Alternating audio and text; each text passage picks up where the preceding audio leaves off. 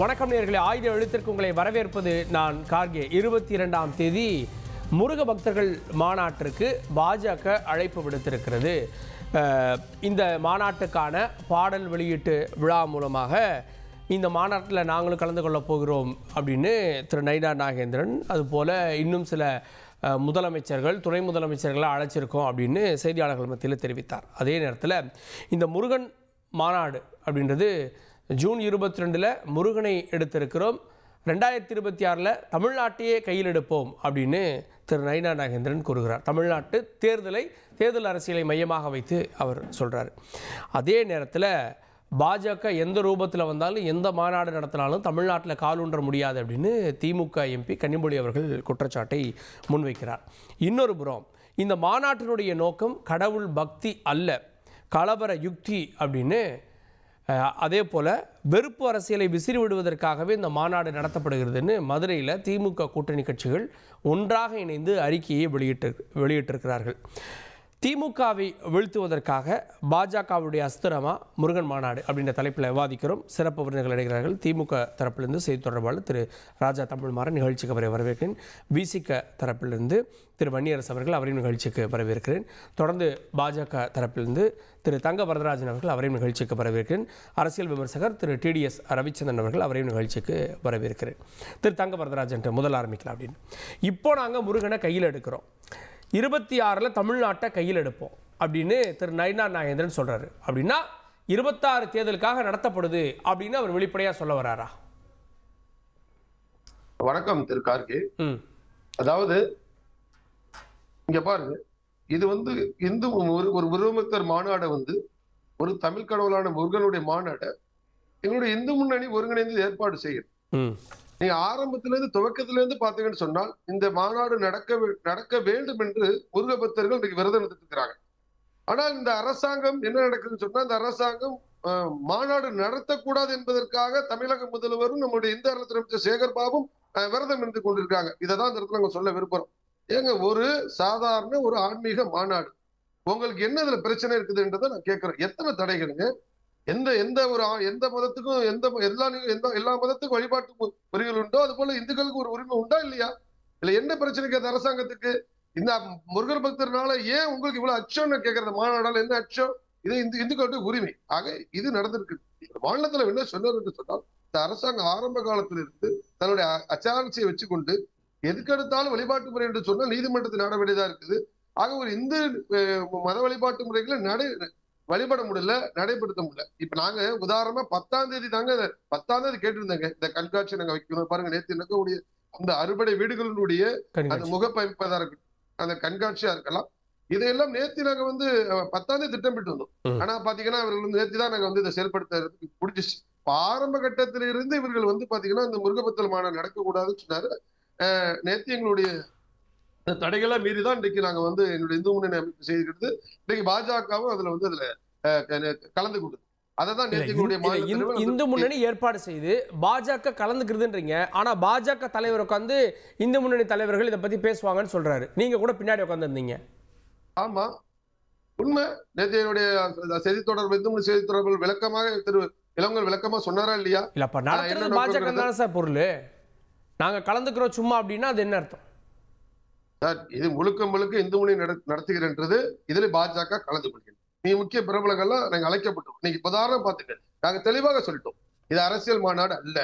இவர்கள் பார்வையில் இது அரசியல் மாநாடு. இன்னைக்கு பாருங்க, நாங்க முன்னாள் முதல்வர் மரியாதைக்குரிய மாண்புமிகு எதிர்கட்சி தலைவர் அண்ணன் எடப்பாடி அவர்களுக்கு இன்விடேஷன் கொடுத்திருக்கிறோம், திரு விஜய் அவர்களுக்கு கொடுத்திருக்கின்றோம், திரு சீமான் அவர்கள் கொடுத்திருக்கின்றோம்.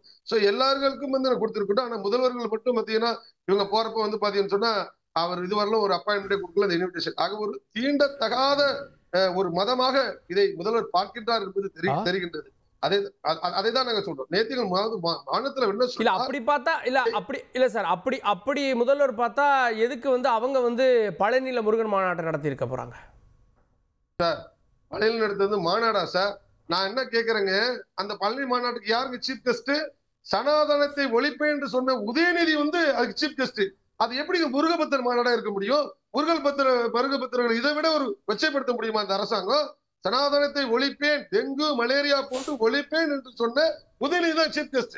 அவர் போய் முருகபக்தர் மாநாடு, அது வந்து எப்படி முருகபக்தர் மாநாடு, அது முழுக்க முழுக்க மத நம்பிக்கை இல்லாதவர்கள், தமிழ் மீது பற்று இல்லாதவர்கள், தமிழை காட்டு என்று சொன்ன அவர்கள் பங்கேற்ற மாநாடு தான் சொல்வோம். உண்மையான பக்தர்கள் கொண்ட மாநாடு பள்ளி மாநாடு அல்ல. இது நடைபெறக்கூடிய மாநாடு மட்டுமே தான் முழுக்க முழுக்க இது முருகபக்தருக்கான உண்மையான மாநாடு. இந்த மாநாடு நடக்குது, இது ஆன்மீகத்துக்காக நடக்குதுன்றீங்க. ஆனா அதை 26ஓட ஏன் முடிச்சு போடுறாரு உங்க தலைவர்? அதாவது தெளிவாக சொல்றாரு கருத்து. ரெண்டு விஷயங்கள் தலைவருடைய மரியாதைக்குரிய நயினார் கருத்தை தெளிவாக நீங்க புரிந்து கொள்ள வேண்டும். ஏற்கனவே கடுமையாக ஒரு அதிருப்தி இந்த அரசாங்கத்தின் மீது, மக்கள் விரோத அரசாங்கத்தின் மீது மிகப்பெரிய அதிருப்தி இருக்கின்றது. அது ஒன்று. அதே போல பல்வேறு தரப்பு மக்கள் அதிருப்தி இருக்கிறாங்க. அதே போல இன்றைக்கு ஒரு ஆன்மீக மாநாட்டை கூட நடத்த முடியல. இதை மையமாக தான் சொல்றாரு. நிச்சயமாக 2020 ஒட்டுமொத்தமாக எல்லா தரப்பு மக்களும் அதிருப்தியில் இருக்கிறாங்க. அதனால் நிச்சயமாக அகற்றும் என்று நம்பிக்கையோடு சொல்கின்றார். மக்களுடைய மனநிலைகளை, மக்களுடைய எண்ணங்களை புரிந்து அதை சொல்கின்றார். சரி, கேட்போம். நான் திரு ராஜா தமிழ்மாறன், உண்மையான பக்தர்கள் இந்த மாநாட்டை புறக்கணிப்பாங்க அப்படின்னு உங்கள் கூட்டணி நிகழ்ச்சிகள் சேர்ந்து ஒரு அறிக்கை வெளியிட்டிருக்காங்க. அதே இந்து சமய அறநிலையத்துறை சொல்கிறாரு, இது உண்மையான மாநாடு இல்லை, இது சங்கிகள் நடத்தும் மாநாடு. சங்கிகள் நடத்தினாலும் சாமிக்காக தான் நடத்துகிறாங்க. சாமிக்கு மாநாடு நடத்துகின்ற அளவுக்கு இவர்கள் தகுதியானவர்களா அப்படிங்கிறத பார்க்கணும். ஏன் நான் இந்த வார்த்தையை கடுமையாக சொல்கிறேன்னா, ஒரு விஷயத்தை ரொம்ப கிளியராக இவங்க டிட்டர்மைன் பண்ணிட்டாங்க. ராமருக்கும் முருகனுக்கும் தொடர்பு இல்லை அப்படிங்கிற ஒரு நிலையை வந்து உறுதிப்படுத்தி இருக்கிறது இந்த மாநாடு. ஒரு விதத்தில் இது நெகட்டிவாக இருந்தாலும் ஒரு சில விஷயங்களை நாம் புரிந்து கொள்ளுதல் மிக மிக அவசியம். ஏன்னா வரலாற்று பதிவுகளில் ராமாயணத்தில் முருகனுக்கு வேலை இல்லை, முருகனுடைய திருமுருகாற்றுப்படையோ இல்லை வந்து குறுந்தொகையில் இருக்கக்கூடிய முருகனை பற்றின பதிவுகள்லையோ எங்கேயுமே மகாபாரதமோ ராமாயணமோ சொல்லப்படவில்லைங்கிறது கூடுதலான தகவல். தமிழர்கள் என்றோர் இனம் உண்டு, அவர்களுக்கு ஒன்றோர் குணம் உண்டுங்கிறத மீண்டும் ஒரு வகை நிரூபிக்கின்ற வகையில் இந்த முருகனுடைய நிலை இருந்திருக்கிறது அப்படிங்கிறத இங்கே பார்க்கணும். இப்போ முருகன்னா யாருங்கிறத வந்து நம்ம தெளிவாக புரிஞ்சுக்கிட்டா தான் இதை மேற்கொண்டு போகிறதுக்கு வந்து நமக்கு சரியாக இருக்கும். முருகனா அழகுன்னு அர்த்தம், வீரன் அர்த்தம். இப்படி தான் வந்து அதை தான் முருகன் சொல்லும் பொழுது வேலன் எடுத்துக்கொள்ளுகிற பொழுது வேலை கையில் கொண்டிருந்ததனால் வேலன் என்று சொல்லுகின்ற வழக்கம் ஏற்பட்டது. வீர திருமகனை முதலாக சேயோன் என்று சொல்லித்தான் வரலாற்று பதிவுகளில் இருக்கக்கூடிய நம்முடைய நூல்களில் இருக்கின்றன. அப்படியெல்லாம் இருக்கக்கூடிய நிலையில பார்க்கின்ற பொழுது இவர்கள் எடுத்திருக்கக்கூடிய அந்த முருகன் என்பது எனக்கும் குலதெய்வம் தான். இதை இவங்க ஒன்றும் புதுசாக சொல்லித்தர வேண்டிய அவசியம் எங்களுக்கு கிடையவே கிடையாது. ஆனால் இதை எடுத்து இவர் ஒரு வார்த்தை சொன்னார் பார்த்தீங்களா, இங்கே யார் முருகனை வேண்டான்னு சொன்னாங்க? எந்த நிலையிலையாவது எந்த குடும்பமாவது முருகன் இல்லைன்னு சொல்கிறாங்களா? ஆனால் நான் என்ன கேட்குறேன்னா, இந்த முருகனுக்கு செம்மறிக்கடா பலியிட்டு வணங்குகின்ற வழக்கம் தமிழர்களுக்கு இருந்ததா இல்லையான்னு அவர் சொல்லுவாரா? இந்த வழக்கம் தானே தமிழ்நாட்டு மக்களுக்கு இருந்தது. இன்னைக்கு நீங்க இந்த தலங்களை எல்லாம் நீங்க என்ன சிறுக பிராமண தலங்களாக மாற்றிக்கொண்டு அங்க வந்து பலியிடக்கூடாதுங்கிற விஷயங்களெல்லாம் நீங்க சொல்லிக்கொண்டு வருகிறீர்கள். தமிழர்களினுடைய அடையாளம் முருகன் வீரன் அப்படிங்கிறது தெளிவாக இருக்கக்கூடிய நிலை. இவர்கள் மாநாடு போட்டு சொல்ல வேண்டிய பறைசாற்றுவது எதற்காக இதை எடுக்கிறார்கள் என்று சொன்னால், இங்கு ஒரு பிரிவினைவாதத்தை தூண்டுவதற்கான முயற்சி எடுத்திருக்கிறார்கள். அது மதுரை மண் இடம் கொடுக்காதுங்கிறத உறுதியாக நான் சொல்ல விரும்புகிறேன். ஏன்னா மத நல்லிணக்கத்தை ஆதியிலிருந்து அதை வலியுறுத்தி நிலைநிறுத்தி வருகின்ற மாநகரமாகத்தான் மதுரை இருந்திருக்கிறது வரலாற்று பதிவுகளில். அதை அண்ணன் தெளிவாக புரிஞ்சுக்கணும். மீண்டும் பிரிவினையா பார்க்குறீங்க? உறுதியா பிரிவினை தானே. இவங்க எடுத்து செல்லுகின்ற விதத்தை நீங்க பார்க்கணுமே. இந்து முன்னணிக்கு என்ன அவசியம் ஏற்படுகிறது? அதற்கு நீங்க யோகி ஆதித்யநாத் அப்படிங்கிற முருகனுடைய மற்றொரு பெயர் வடநாட்டில் கார்த்திகேயன் என்று வழங்கப்படுகிறது. கார்த்திகேயனை வணங்கக்கூடாது, ஏனென்றால் அவர் காதல் திருமணம் செய்து பெண்களை கவர்ந்து கொண்டு சென்று விடுவார் அப்படின்னு வடநாட்டில் நீங்க எழுதி வச்சிருக்கீங்களே முருகனை பத்தி. அதுக்கு இவர் என்ன பதில் சொல்ல போறாரு? அண்ணன், இது வரலாறு பதிவு தானே. அப்ப வடநாட்டில் இருக்கிற ஆதித்யநாத்துக்கு இங்கனுக்கு முருகனுக்கு என்ன சம்பந்தம் வருது? எனக்கு புரியலையே. அப்ப வடநாட்டுல நீங்க இஸ்லாமியர்களுக்கும் மாநில முதலமைச்சர் சார், முதலமைச்சருக்கு முருகனுக்கு என்ன சம்பந்தம்? தமிழ்நாட்டில் இருக்கக்கூடியவர்கள் முருகனை கொண்டாடல அர்த்தம் இருக்கு. இந்த இனத்துக்கான அடையாளம் முருகனை வச்சிருக்கிறதுக்கு அடையாளம் இருக்கு, காரணம் இருக்கு. மலேசியால இருக்கான தமிழரை கொண்டாடுறான். தமிழருக்கு என்று தனித்துவம் பெற்ற நீங்க நடத்தின மாநாட்டுல உதயநிதியை வச்சு கொண்டாடுனீங்க. அது எந்த வகையில? சனாதனம் ஏற்காத கடவுள் தாங்க முருகன். இவர் என்னங்க புதுசா கதை சொல்றாரு? சனாதனத்தை எங்க முருகன் சொல்றாப்ல? வள்ளிய திருமணம் பண்றாரு, தெய்வானைன்னு பின்னாடி இவங்க கொண்டு வந்து சேர்த்துறாங்க. இல்ல, நீங்க சொல்ற சனாதனம் வேற, அவங்க கேக்குற சனாதனம் வேற. எந்த சனாதனம் என்பது இந்து மதம், இந்து தர்மம் அப்படின்னு. ஐயோ, நீங்க அப்படி நீங்க சொல்ற சனாதனம் சனாதனம்ங்கறத கொண்டு வந்தா சாதியின் பெயரிலான ஏற்றத்தாழ்வுகள். ஆமா, அவங்க என்ன சொல்றாங்க? அவங்க அதே தானே சொல்லுவாங்க. எத்தனை தடவை படிச்சாலும் சான்ஸ்கிரிட்ல இருக்கிறது ஒண்ணுதானே சொல்லுது. சனாதன சான்ஸ்கிரிட்ல இருந்து நீங்க எடுத்து நீங்க தமிழுக்கு டிரான்ஸ்லேட் பண்ணி நீங்க படிச்சீங்கன்னா நீங்க வகுப்புவாத பிரிவுகளையும் சாதி பிரிவுகளையும் தானே சொல்லுது. பிராமணர்கள் கொண்டு வந்தது தானே அந்த சனாதனம். அதைத்தானே நம்ம எதிர்க்கிறோம். முருகனுக்கு அதுக்கு என்ன சம்பந்தம் வருது? இங்க எல்லாரும் ஐவகை நிலங்கள்ல குறிஞ்சி, முல்லை, மருதம், நெய்தல், பாலையில ஐவகை நிலங்களுக்கும் நம்ம முருகனை கொண்டாடிக்கிட்டு தானே இருக்கோம். இவங்க என்ன புதுசா சொல்லி வர்றாங்க? அப்ப நான் என்னுடைய முடிவு ஒண்ணு, என்னுடைய கருத்து ஸ்ட்ராங்கா நான் சொல்றது ஒண்ணுதான். இது தமிழருக்கென்றான ஒரு தனி அடையாளமாக இருக்கக்கூடிய முருக கடவுள். இது எங்களுடைய வீரத்தின் அடையாளமாக ஆதியிலிருந்து சொல்லப்பட்டிருக்கக்கூடியது. இதுல எங்களுக்கு அவர்கள் புதிதாக சொல்லித்தர வேண்டிய அவசியம் எதுவும் கிடையாது. அப்ப இதை இந்து முன்னணி எடுத்து செல்லுகிறது என்று சொன்னால், பாரதிய ஜனதா இதோடு சேர்ந்துகிறது என்று சொன்னால், விஷமும் கூடுதல் விஷமும் சேர்ந்திருக்கிறதுங்கிறது தான் என்னுடைய பார்வையில தெரியுது. இவர்கள் என்ன நினைக்கிறாங்க? இப்படி சொல்லணும். ஒரு வார்த்தையை சொன்னாரு, அவரோட இன்டென்ஷனை கிளியரா சொல்லிட்டாரு. இந்து கடவுள்களை முதலமைச்சர் புறக்கணிக்கிறதாக ஒரு பெரும் குற்றச்சாட்டை வச்சாரு. யார் சொன்னாங்க? அப்படி இருந்தா நாங்க எத்தனை 3000 கோயில்களுக்கு நாங்கள் குடமுழுக்கு செய்திருக்கிறோம். அதை எந்த வகையில கொண்டு போய் சேர்த்துவார் இவரு? பழனியில் நடக்கக்கூடிய மாநாட்டிற்கு உதயநிதி ஸ்டாலின் எங்களுடைய இளைஞரணி செயலாளர் அவர்கள் வர வேண்டிய அவசியம் என்ன இருக்கிறது? எங்களுடைய அடையாளங்களை இழக்க மாட்டோம், ஆனால் எங்களுடைய அடையாளங்களை நீங்கள் தவறாக பயன்படுத்துவதற்கும் எந்த காலத்திலும் அனுமதிக்க மாட்டோம்னு எச்சரிக்கையாவே நாங்க சொல்ல விரும்புறோம். கேட்போம். சிறிய குறுக்கீடு தங்கவரதராஜன். அதாவது ரெண்டு விஷயங்க. நீ கேட்கிறாரு யோகி ஏன் இங்க வரான்னு கேட்டா பாருங்க, இன்னைக்கு ஒரு மாநில முதல்வர், இன்னைக்கு ஒரு சனாதன பாதுகாவலர் அவர் ஒருத்தவர் புரிஞ்சுக்கணும். நீங்க நீ பேசுறப்ப நான் அமைதியா இருந்தா அனுமதி வாங்கிட்டு தான் பேசுறேன். நான் கேட்கிறேன், பேச கட்டக்கூடாது. நீங்க சனாதனத்துக்கு நீங்க கொடுக்குற விளக்கெல்லாம் போதும். நீங்க என்ன மாதிரி நீங்க கொடுக்குற உங்க இன்டர்பிரேஷன் மக்கள் ஏற்க தயார் கிடையாது. உங்க நோக்கம் இதயத்தில் இருக்கு பாத்தீங்களா? சனாதனம் என்பது இந்து மதத்தை நீங்க ஒழிக்க வேண்டும் என்பதாக தான் உங்க நோக்கம். நீங்க எப்படி வேணாலும் விளக்க கொடுக்கலாம், அதை மக்கள் ஏற்க தயாராக இல்ல. போய் சொல்லுங்களா, அடக்க போய் சனாதனத்தை நீ பிரச்சாரத்தை போக வேண்டியதான். நீங்க ஏன் போல அங்க போய் இதே விளக்கத்தை கொடுக்கலாம். அதனால ரெண்டு விஷயங்க. நீங்க ஆன்மீக எதிர்ப்புல இந்து மத எதிர்ப்புல திமுக தொடர்ந்து இருக்கிறீங்க. அதுதான் நாங்க சுட்டி காட்டுறோம். வேற ஒண்ணு கிடையாது. நீங்க யாரு எங்களுக்கு பாடம் எடுக்க, நீங்க யாரு எங்களுக்கு கடவுளை சொல்லி கொடுக்கன்னு கேக்குறாங்க சார். ஏங்க நான் உதாரணத்துக்கு கேக்குறேங்க, நீங்க ஆதரவுன்னு சொல்றாருங்க, ஆனா எத்தனை தடைகளுங்க, எத்தனை மாநாட்டுக்கு இது போடுற. இப்ப நான் கேக்குறேங்க, எத்தனை சாதாரண எவ்வளவு மாநாட்டுகளுக்கு இது மாதிரி தடை இது போல தடைங்க. ஒரு பஸ்ல வரணும்னா 18ஆம் தேதிக்குள்ளே நீங்க இதை கொடுக்கணும். கோர்ட்ல பாருங்க 52 விதமான கண்டிஷனை போட்ட அரசாங்கத்துலங்க ஆன்மீக வழிபாட்டு முறைக்கு அச்சாணிச்சிட்ட செக்ஷன் 32ல தான் ஜட்ஜி தெளிவா சொல்லியிருக்கிறாரு. உங்கள்ட்ட எந்த அனுமதி வாங்க வேண்டிய தேவையில்லை. செக்ஷன் 32 என்ன தெளிவா சொல்லியிருக்கிறாரு. நீங்க நீங்க கோயில் நிலங்களை லீஸ் கொடுக்கலாம், அதை எக்ஸ்டென்ஷன் பண்ணிக்கலாம். அதே சமயத்துல நீங்க வழிபாட்டு முறைகளை அச்சாணிச்சு கோட் பண்ண கூடாது தெளிவா சொல்லியிருக்குது. நீங்க அங்க நீங்க போராட்ட ஆதார் கேக்குறீங்க, அந்த வேண்டரையோட ஆர்சிபுக்கு கேக்குறீங்க, அதை கேக்குறீங்க. உங்க நோக்கம் என்ன? 18ஆம் தேதி முன்னாடியே வரணுமா? 22வது மாநாடு அப்படி ஏதாவது மாநாடுக்கு இது வரை நடத்திருக்கீங்களா? நோக்கம் என்ன உங்களுக்கு? அக ஒன்று புறம் உண்டு. மாநாடு நடத்தக்கூடாது. நோக்கம் என்ன? எங்களுக்கு மாநாட்டை தடுத்து நிறுத்துவதற்கு நோக்கம் அல்ல, அவர்களுடைய நோக்கம் தவறாக இருக்கின்றது என்பதை மக்கள் புரிந்து கொள்ள வேண்டும்ங்கிறத நாங்கள் தெளிவாக்க விரும்புகிறோம். அவருடைய நோக்கம் என்ன? அவரை தெளிவுபடுத்த அவர்கள் தயாரா? நடத்துகின்றவர்கள் யார்? நான் என்ன கேட்கிறேன்னா, நீங்க இத்தனை நடத்துறவங்க தான் பிரச்சனையா? ஆமா, யார் எடுத்து நடத்துறாங்கிறது இல்ல, யார் கையில அந்த பொருள் இருக்குங்கிறதா. இப்ப உதாரணத்துக்கு வச்சுக்கோங்களேன், ஒரு தேங்காயை உடைக்கிறவங்க கையில கொடுவாள், ஒரு உதாரணம் சொல்லி சொல்றேன். தேங்காயை உடைக்கிறவங்க கையில கொடுவாள் இருந்துன்னா தப்பு இல்ல, தேங்காயை உடைக்கிறாங்கன்னு சொல்லலாம். நீங்க சும்மா ஒருத்தனை மிரட்டுறவங்க கையில கொடுவாள் இருந்துச்சுன்னா அதை பயத்துல தானே பார்க்க வேண்டிய கட்டாயம் வருது. உதாரணத்துக்காக சொல்லுகிறேன், வேற எந்த விதத்தில் அவர் வருத்தப்பட்டார்னா அதுக்கு நான் பொறுப்பு இல்லை. நீங்க அவர்களுடைய நோக்கம் தவறாக இருக்கிறது. வடநாட்டில் நீங்கள் ராமர் கோயிலை வைத்து செய்த அரசியல் மத கலவரத்தை உண்டாக்கிய அரசியல். நான் பட்டியலிட்டு சொல்லுகிறேன், யூபியில இவர்கள் எத்தனை கலவரங்களை உருவாக்கி ஆட்சிக்கு வந்தார்கள், எவ்வளவு பிரிவினையை உருவாக்கினார்கள், எத்தனை உயிர்களை பலி கொடுத்தார்கள் பட்டியலை நான் கடந்த முறை பேசுவோம். திரு டிடிஎஸ் ரவிச்சந்திரன் அவர்கள்.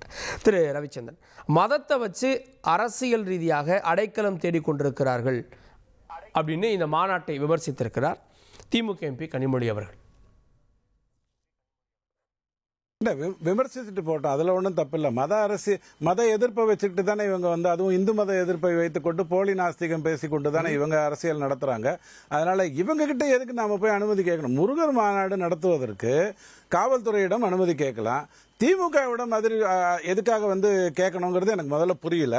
ரெண்டாவது எனக்கு ஒன்னே ஒன்று சொல்லுங்க, திமுகவில இருந்து முருகருங்கிறவர் ஒரு கடவுள் தாங்க, அதுல ஒன்றும் மாற்று கருத்து இல்லைங்க. அவர் வந்து ஒரு அமானுஷ்ய சக்தி இல்லைங்க, அவர் வந்து ஒரு பிம்பம் இல்லைங்க, அவர் வந்து ஒரு பொம்மை இல்லைங்க, அவர் வந்து கடவுள் தாங்கன்னு சொல்லிட்டா வேலை முடிஞ்சிருச்சு. அது முதல்ல முருகர் யார் அப்படிங்கறத அவங்க முதல்ல முடிவு பண்ணிடட்டும். அது அவங்க பிரச்சனை. முடிவு பண்ணாலும் முடிவு பண்ணாட்டியும் அது அவங்க பிரச்சனை. விநாயகர் சதுர்த்தியை தொடர்ந்து தடைப்பட்டு கொண்டு வந்துட்டு இருக்கிறதுங்கிறது வந்து தமிழ்நாட்டில் நடந்து கொண்டிருக்கிறதா இல்லையா? பாலகங்காதர திலகர் தொடங்கி விநாயகர் சதுர்த்தி பிரிட்டிஷ்காரனுக்கு எதிராக நடந்ததாக கருத்து சொல்லப்பட்டாலும் விநாயகரை கொண்டு வரதுக்காக நடந்து கொண்டிருந்தது. இந்தியா பூரா நடக்கிறது.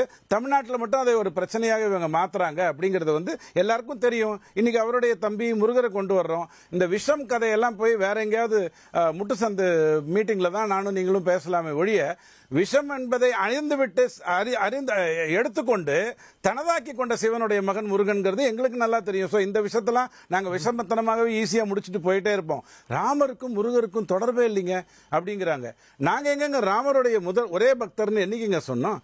ராமருடைய பிறந்த இடத்தை அகற்றுவதற்கான வேலையை முகலாயர் செய்தான். அந்த இடத்தில் திருப்பர் ராம வரணும்னு சொன்னமே ஒழிய, எங்களுக்கு ஜெகநாதர் இருக்கார், சோமநாதர் இருக்கார், காளிமாதா இருக்காங்க.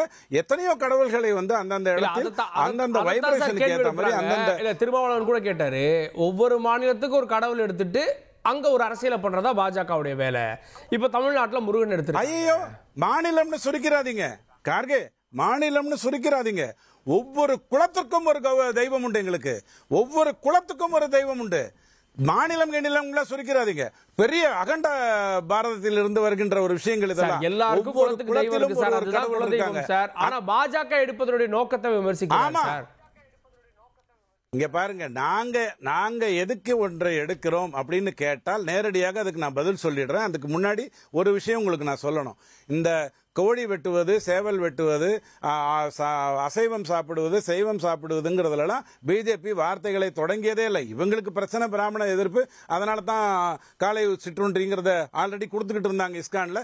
தேவையில்லாம அதுல சைவம் அசைவம் பிரச்சனையை கொண்டு வந்து இப்ப அரசுக்கு செலவு செய்து நல்லது செய்து கொண்டிருக்காங்க. ரொம்ப சந்தோஷமா இருக்கட்டும்.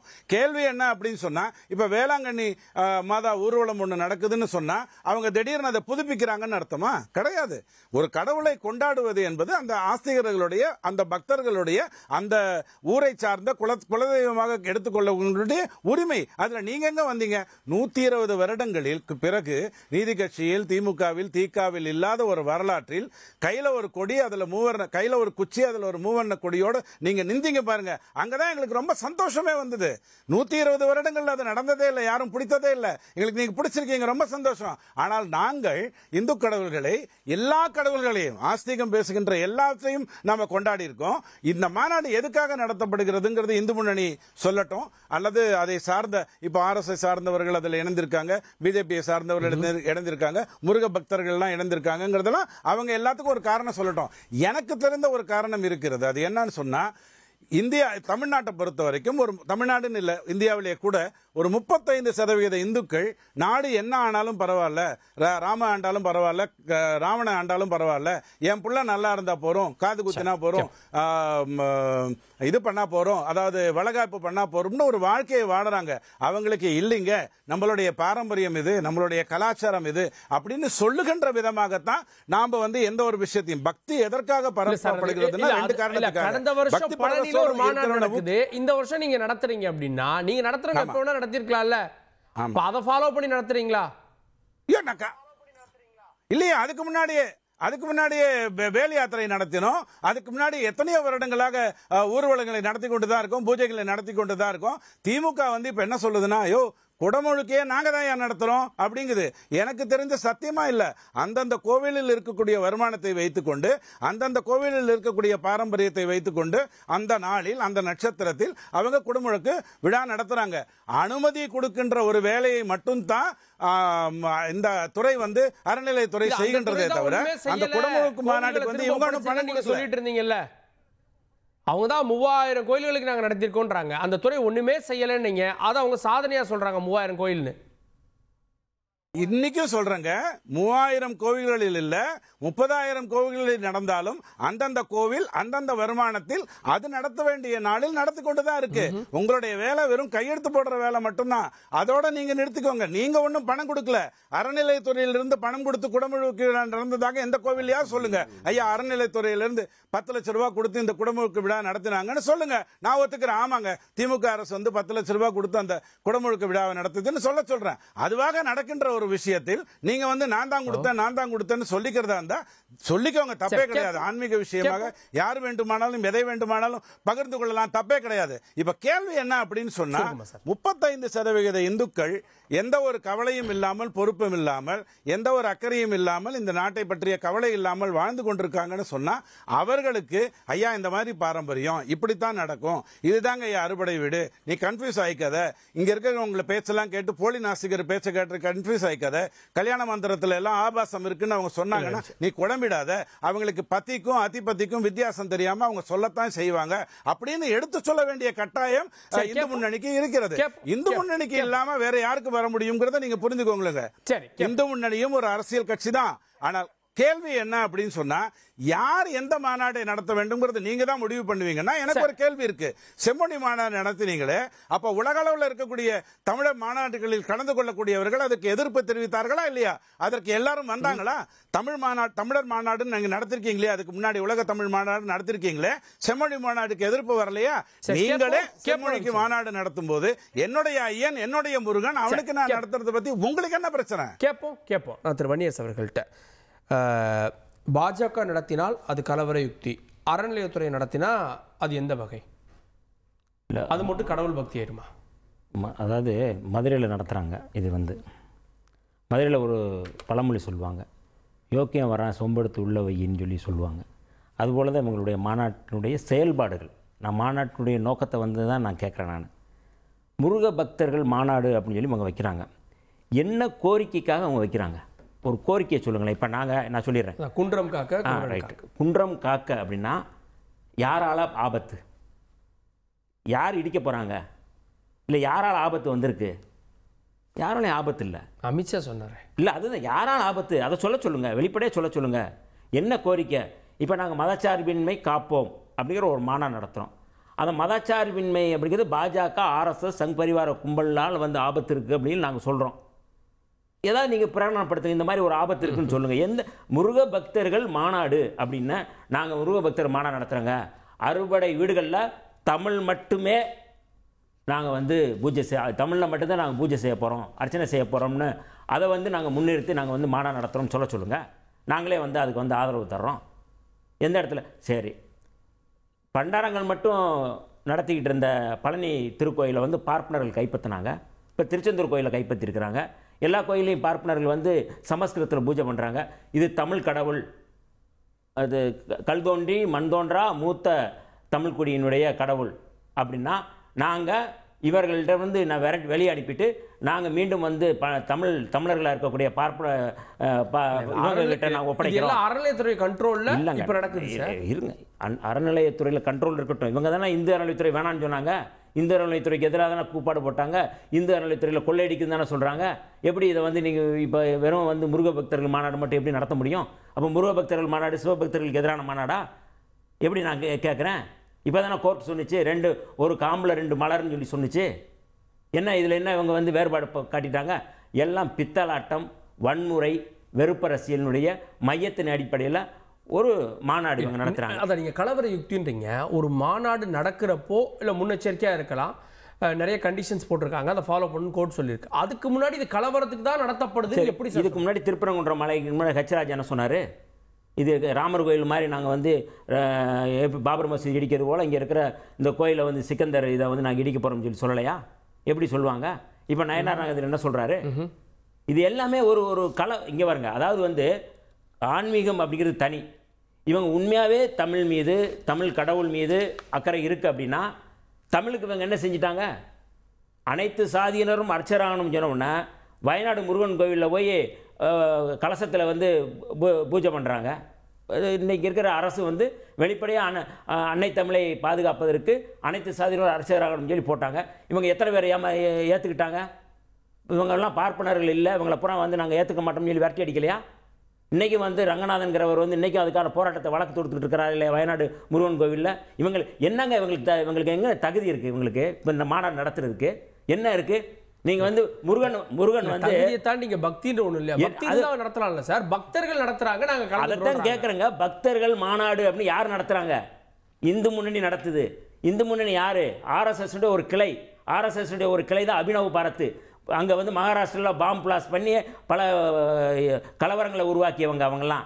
அதே குரூப் தான் இங்கே இருக்கிறாங்க. இந்து முன்னணிக்கு என்ன தொடர்பு இருக்குது? என்ன நீங்கள் அக்கறையில் நான் கேட்குறேன். ஒன்றுன்னா நான் சொல்கிறேன். நான் இவர்கள் கலவரம் வன்முறையை நடத்துவதற்கு மட்டும்தான் திட்டமிடுறாங்க. நான் சொல்கிறேன் ஒன்றுன்னா நான் சொல்கிறேன். பிரான்மலையில் அங்கே வந்து மலையடிவாரத்தில் இருக்கிற ஒரு கோவில், முருகன் கோவில் இருக்குது. பழனி மலை உச்சத்தில் முருகன் கோவில் இருக்குது. அடிவாரத்தில் கொடுங்குன்றநாதர் திருக்கோவில் இருக்குது. கீழே வந்து மலை உச்சியில் வந்து இன்னும் வந்து வெற்றி விநாயகர் ஆலயம் இருக்குது. பாலமுருகன் கோவில் இருக்குது. ஷேக் அப்துல்லா ஹவுஸ் தர்கா இருக்குது. அங்கே இருக்கிற இது இப்போ இவங்க என்ன சொல்கிறாங்க? முழுமையாக இதை வந்து இதை இடிக்கிறதுக்காக இது வந்து 1000 ஆண்டுகளாக இருக்கிறது, இணக்கமாக இருக்கிறாங்க. திருப்பரங்குன்றத்தில் அங்கே சிக்கந்தர் கோயில் நேற்று கட்டினதில்லை, முந்தா நாள் கட்டினதில்லை, அதுவும் 1000 வருஷமாக இருக்குது. அப்போ முன்னோர்கள் இணக்கமாக இருக்கிறாங்க. எல்லாம் வந்து முருகன் கோயிலுக்கு போனவங்க தர்காவுக்கு போய் வழிபாடு செஞ்சுருக்கிறாங்க. பிரான்மலையில் இருக்கிற முருகன் கோயிலுக்கு போனவங்க தர்காவுக்கு போய் வழிபாடு செய்கிறாங்க. தஞ்சாவூரில் இருக்க குரங்கு மண்டபத்தில் போகிறாங்க, அங்கே வந்து அங்கே கோயிலை கும்பிட்றாங்க. அங்கேருந்து பக்கத்தில் இருக்கிற தர்காவுக்கு போகிறாங்க.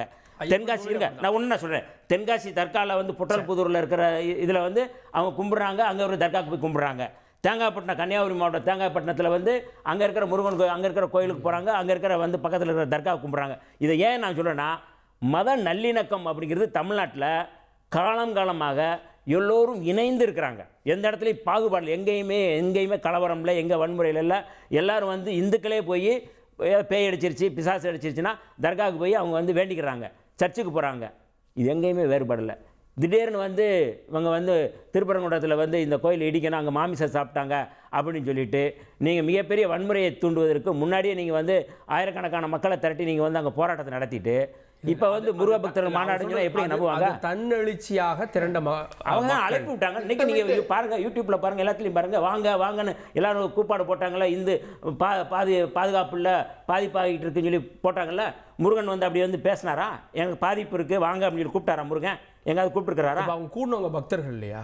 அவங்க முருகனுக்காக தானே சார்? இல்லைங்க, பாஜகவை சேர்ந்தவர்கள் முருக பக்தர்கள்ங்கிற பேரில் இந்த அரசியலை செய்வதற்கு வந்திருக்கிறாங்க. இந்த பின்னணியிலிருந்து நம்ம பார்க்கணும். இவர்கள் நடத்துவது முழுக்க வாக்கரசியல். இவர் சொன்னார் ஏற்கனவே வேல் யாத்திரை நடத்தணும்னு சொன்னாங்கல்ல. எப்போ நடத்தினாங்க? 2020 டிசம்பரில் நடத்தின வேல் யாத்திரை. அதிலே பாதியிலே ஃபெயிலியர் ஆயிடுச்சு, அது நடத்த முடியல. அதுக்கப்புறமும் அவங்களால தொடர முடியல. சரி, நான் கேட்குறேன், இவங்க உண்மையாலே முருக பக்தர்கள் இருக்காங்கன்னா 2020 நீங்கள் வந்து வேல் யாத்திரை தொடங்குனீங்களா? அதுக்கப்புறம் எதாவது நடத்துனீங்களா?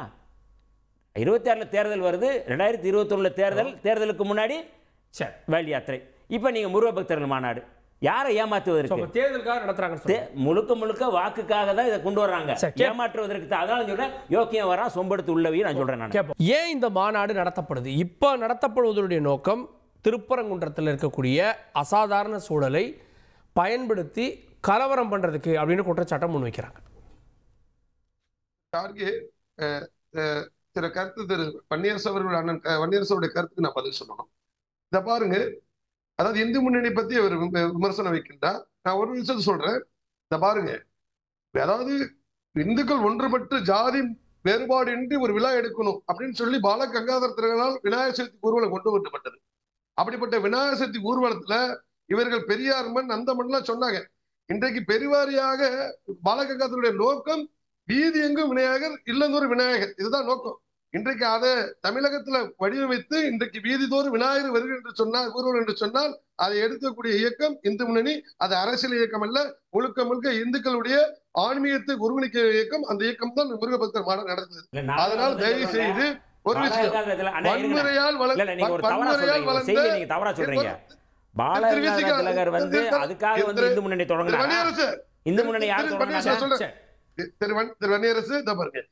வன்முறையால் வளர்ந்து வன்முறையால் பிரிந்து கொண்டிருக்கின்ற விசிகா வன்முறை பத்தி பேசுவதற்கு எந்த உரிமை கிடையாதுன்னு நாங்க சொல்லுவோம். நாங்க வந்து ஆன்மீகமா போனா இங்க எப்ப பார்த்தாலும் வன்முறை ஏங்க, சொல்றீங்க. காந்தியை நான் சொல்றேன், படுகொலை செய்த இருங்க. பயங்கரவாத கும்பலுங்க பாஜக. சரி, இவங்க, காந்தி, இருங்க, நீங்க இதெல்லாம் நாங்க அனுமதிக்க முடியாதுங்க. ஏங்க, உங்களுக்கு தைரியம் நீங்க எத்தனை இருந்தா- படுகொலைகளை செஞ்சீங்க நான் பட்டியலிடுறேன். இருங்க. கௌரி லங்கேஷ் உங்க படுகொலை தைரியம் செஞ்சீங்க. இருந்தா- கல்புர்கியை படுகொலை செஞ்சீங்க. உங்களுடைய கருத்தை ஏங்க, இல்ல, நான் வரேன், வன்முறை வரேன், please, சொல்லுங்க. please. வன்முறையினுடைய please. ஒத்த தெரியாத- நான் வன்னியரசு, நான் வரேன், நான் வன்னியரசு. இருங்க. இல்ல, நீங்க அதுக்கு நீங்க இல்ல, இல்ல, கேட்டீங்க. இல்ல, இல்ல, இல்ல. நாங்க என்ன என்னோட செஞ்சோம்னு கருத்தை சொல்ல சொல்லுங்க. சொல்லுங்க. ஆதாரத்தை இல்ல, ஏதாவது ஏன் ஒரு என்னோட வார்த்தை, கருத்தை ஒரு ஆதாரத்தை சொல்லுங்க. சொல்லுங்க. கேட்போம். என்னோட மிஸ்டர், கருத்தை எப்படி நீங்க வன்முறையா என்ன ஆதாரத்தை சொல்லுங்க நீங்க இருங்க. சொல்லுங்க. இல்ல வன்முறையால சொல்லுங்க. வளர்ந்தது விசிக எப்படி ஏதாவது சொல்றீங்கன்னு ஒரு கேக்குறேன். ஆதாரத்தை சொல்லுங்க. நாங்க இப்ப எங்களை ஏங்க, ஒரு ஆதாரத்தை ஒரு சொல்லுங்க. நிமிஷம், அடுத்து இல்ல இல்ல இது இல்ல, இல்ல, அந்த கேள்வி தான் கேக்குறேன், அந்த கேள்வி அதுக்கு கேக்குறேன். மட்டும் பதில் சொல்லுங்க, நீங்க திரு சொல்லுங்க. வன்னியரசு. எந்த அடிப்படையில சொல்றீங்கன்னு கேக்குறேன். திருவண்ணியரசு கேள்வியை நிறைவு செய்த பிறகு நீங்க உங்களுடைய இல்லங்க, கேள்விக்கு நீங்க பதில் ஏங்க, சொல்லணும். அதான், வன்முறை செஞ்சிருக்கோம்ல, நாங்க- எங்காவது ஒரு நீங்க இடத்துல எப்படி நாங்க சொல்றீங்க வன்முறை செஞ்சிருக்கோம்னு சொல்லுங்க. நீங்க- காந்தியை நாங்க படுகொலை செஞ்சிருக்கோம்னு சொல்லி சொல்லுங்க நாங்க உங்களை சொல்றோம். யாரு உங்களை சத்தியம். கொடுத்தா? நீங்க சர்டிபிகேட் கொடுக்குமா? வன்முறைக்கே போன கிச்சன் ஏங்க, வெளிப்படையா தான் தமிழ்நாட்டு இருக்குங்க. தெரியும் உங்களை பத்தி வன்முறை கிச்சன் நீங்களே இல்ல, எங்களை வாக்கு. பத்தி நீங்க சொல்றீங்க. இல்ல சார், அதான் இல்ல அவர் எங்களுக்கு இல்ல அதுக்கு நான் ஏதாவது கேட்கறேன், சான்று நான் இருக்கான்னு கேக்குறாரு. இன்னைக்கு அது ஏங்க தமிழ்நாட்டு மக்கள் தெரியுங்க என்ன certificate வேண்டாம். ஆனா நீங்க தமிழ்நாட்டு மக்களுடைய சர்டிபிகேட் தான் எங்களோட சர்டிபிகேட் Please. இருங்க. அதே போல என்ன சொல்றாரு நான் கேக்குறேங்க, கந்த சஷ்டி கவசத்துல 2020 அந்த ஆன்மீக முருகபக்தர்கள் மீது இவர்கள் அக்கறை இருந்துச்சுன்னா அவர்கள் கண்டிச்சிருக்கீங்களா? கந்த சஷ்டி கவசத்தை கொச்சைப்படுத்தி பேச கருப்பர் கூட்டத்தை கண்டிச்சு பாஜக வேலையாட்டு ஏங்க, நான் நீங்க ஏங்க நடத்த கண்டிக்கணும்? வேண்டியது உங்களுக்கு ஏங்க அரசியல்? அது கண்டிக்கலன்னா நீங்க வன்முறையா? போடுற அரசியலுக்கு உங்களுக்கு இந்து மதத்தை அழிக்க இல்லங்க. வேண்டும், ஏங்க, இந்து நம்பிக்கையை எங்களுக்கு அழிக்க இந்து மதம், வேண்டும் ஏங்க, இப்படின்ற ஒரு எங்களுக்கு சிந்தனை கொண்டவர்கள் வந்து இருங்க. நீங்க இல்ல, அவர் சொல்றாரு பாருங்க. எப்படி அவங்க கண்டிக்கலன்னா அதான், எப்படிங்க இது அது சொல்றது எப்படி சரியா விட இருக்கும்? வர பதிலுக்கு வர நீங்க கண்டிக்கலங்க, நீங்க ஆதரித்தீர்கள். உங்களை ஆதரவுல தான் போட்டு அவர் செய்தார்கள். உங்களுடைய திமுக உங்களுடைய கட்சிகளை ஆதரித்ததனுடைய விளைவு அதுக்குதான் எடுக்கிறோம். அதான் சொல்றேன். அதாவது வந்து ஆளுக்கு வந்து பாருங்க கூட காவலா இருக்க முடியாது. அதனால இந்து மதத்துக்கு வந்து என்றுமே திமுகவோ பிசிகாவோ காங்கிரஸ் கட்சியோ பாதுகாப்பா இருக்க முடியாது. தயவுசெய்து அதனால நீங்க வந்து அதை பத்தி பேசுங்க. இல்ல அப்ப ஓட்டு இல்ல சார், அப்ப இல்ல இந்த ஓட்டு போட்டவங்க யாரு சார்? திமுகவுக்கோ விசிகாவுக்கோ அவங்க எல்லாமே சிறுபான்மையினர் மட்டும்தானா? அதாவது ஏதோ ஒரு காரணத்தை வச்சு போட்டிருப்பாங்க. அதுக்காக முழுக்க நாங்க வந்து முழுக்க நாங்க அப்படின்னு சொல்லவில்லையே. நாங்கள் இந்துக்களுக்காக குரல் கொடுத்திருக்கிறோம், குரல் கொடுப்போம், இந்துக்களை பாதுகாப்போம் என்று நாங்கள் சொல்லிக்கின்றோம். அப்ப எங்க மேல எந்த இந்துக்களை வன்முறை பாதுகாப்பீங்க? சொல்லுவாரு, அங்க கொலை பண்ணிருக்கீங்க, இங்க கொலை பண்ணிருக்கீங்க, என்ன பேச்சு? எந்த இந்துக்களை பாதுகாப்பீங்க? நாடு முழுவதும் வன்னியரசு நாடு முழுவதும் மக்களால் அங்கீகரிக்கப்பட்டு வந்துட்டு இருக்கிறோம். நீங்களும் கட்டணமா போயிட்டு இருக்கீங்க, புரிஞ்சுக்கணும். நாங்க எழுச்சி மக்கள் எங்களோட ஆதரவு கொடுத்துட்டு இருக்காங்க. அதனால நாடு முழுவதும் இன்னைக்கு மிகப்பெரிய இயக்கமாக பாரதிய ஜனதா கட்சி இருக்கின்றது. எங்கள் அமைப்புகள் வலுவாக இருக்கின்றாங்க. அதனால உங்களுடைய இறுதி அத்தியாயம் இது. அது வந்து 2026 அது உங்களுக்கு வரும். ஆக ஆன்மீக விஷயத்தை முன்னெடுத்து சொல்லக்கூடிய இந்து முன்னணி விமர்சனம் பின்னாடி நீங்க யோசனை பண்ணி பேசணுடைய கருத்துக்கள் இல்ல சார், இல்ல அது கலவரம்ன்றத விடுங்க. சென்சிட்டிவான ஏரியாவுல ஏன் நடத்தணும்? மதுரையில ஏன் நடத்தணும்? அந்த கேள்வி வருதுல. நான் என்ன கேக்குறேங்க, எங்க மதுரை என்பது மிகப்பெரிய ஆன்மீக நகரங்க. ஏன் அதுல உங்களுக்கு என்ன இருக்குது? அறுபடை நிகழ்ச்சி அங்க திருப்பரங்குன்றம் இருக்கிறது, பல விஷயங்கள் இருக்கின்றது. இது கேட்கல. நாங்க அந்த நிகழ்ச்சி என்ன பண்ண போறோம் தெளிவா சொல்லியிருக்கிறோம். முழுக்க அங்க வந்து கலை நிகழ்ச்சிகள் இருக்கும். அதன் பிறகு ஆன்மீக முறை மட்டும் தான் இருக்கும். அதன் பிறகு 6 மணிக்கு கந்த சஷ்டி பாடுவோம்னு சொல்லியிருக்கோம். ஏங்க உங்களுக்கு இவ்வளவு பதட்டம் இல்லை? ஏன் இவ்வளவு பதட்டம் உங்களுக்கு? இந்த ஆளுகின்ற அரசாங்கம் திமுக ஏன் இவ்வளவு பதட்டம் கேட்கிறேன்? நான் என்ன சொல்றேன், இது மக்கள் படி செய்யணும்னு சொல்றேன். இன்னைக்கு முருக பக்தர்களுடைய வேண்டுகோள் இணங்க இந்த அமைப்புகள் செய்யறது பாஜக பக்கபலமாக இருக்கின்றது. முருக பக்தர்கள் இதை வெற்றிகரமாக நடைபெற்று செய்கிறோம். இந்த மாநாடு சிதைக்க வேண்டும், இந்த மாநாடை ஒடுக்க வேண்டும் இந்த அரசாங்கம் வேடிக்கை பார்க்கின்றது. அது முருகர் பார்த்து கொண்டு வருவார், முருக பக்தர்கள் பார்த்துட்டு இருக்காங்க. அவர்கள் அது சரியானதை கொடுப்பாங்க. அதாவது 2006 மகாராஷ்டிரா மாநிலம் மாலேகானில் வந்து ஒரு பெரிய பாம் பிளாஸ்ட் நடக்குது. அந்த அமைப்பு யார் நடத்துனாங்க அப்படின்னா ஆர்எஸ்எஸ்னுடைய ஒரு கிளை அமைப்பு அபினவ் பாரத். அதில் வந்து 69 பேர் வந்து படுகாயமடைகிறாங்க, 9 பேர் கொல்லப்படுறாங்க. அந்த வழக்கில் குற்றச்சாட்டு சுமத்தப்பட்டவர் யாருன்னா பிரக்யா சிங் தாக்கூர். அவங்க வந்து முன்னாள் நாடாளுமன்ற உறுப்பினர். இப்போ என்னையை வந்து நீதிமன்றத்திலே சொல்லுது இவங்களுக்கு தூக்கு தண்டனை கொடுக்கணும்னு சொல்லி சொன்னாங்க. அவர்கள் தான் பாரதிய ஜனதா கட்சியில் எம்பியாக இருந்தவங்க.